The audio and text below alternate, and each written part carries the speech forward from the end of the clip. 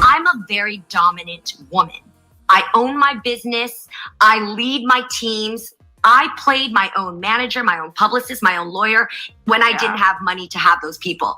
So I make the decisions in my life. When I come home, I like the idea that my man leads us. That doesn't mean that in this case, Jay makes all the decisions for us. That doesn't mean that when he says, how are we spending our money or where are we moving, that I just say, yes, sir, or yes, your honor. Like, it's not that. It's a, you know what? I think that we would do best here. I want to do this. And he takes the decision. He formulates it with our overall vision and he leads us. And I like to submit to that. I don't want to lead in our household and in our marriage. I want him to lead, and I have all the essence of what I bring as a wife to make that decision, but that I love that my husband will be the man that leads. Notice how at first she admitted having problems to be led when testifying that she was a dominant woman.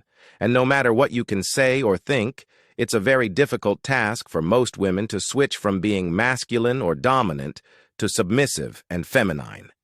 They can say they want something, the dominant leading man archetype, but at the same time act the opposite way by being uncooperative, and most have anger problem issues that only help situations to escalate when discussion and concerns resolution time comes.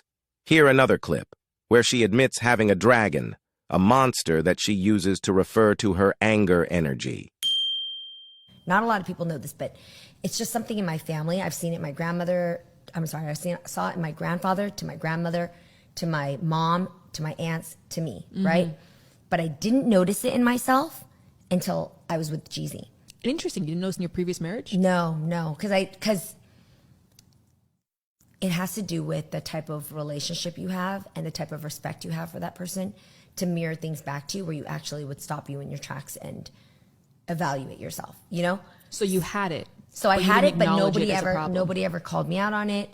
Also, in my line of work, sometimes being a boss isn't so great for you because you have a lot of people who just agree to what you want. They're yes men, right? And so I didn't notice that I had a hot temper until I got with Jeezy. And here's a person who is my equal and I really respect. And when I would spew some of my old habits, she only controls her tone with people she respects. If she does not know you, there is a lot of chance she will, like some people might say, do you dirty. And that was certainly the case with her ex-husband. She probably acted that way with him and did not see the point of being with someone unable to check out her attitude.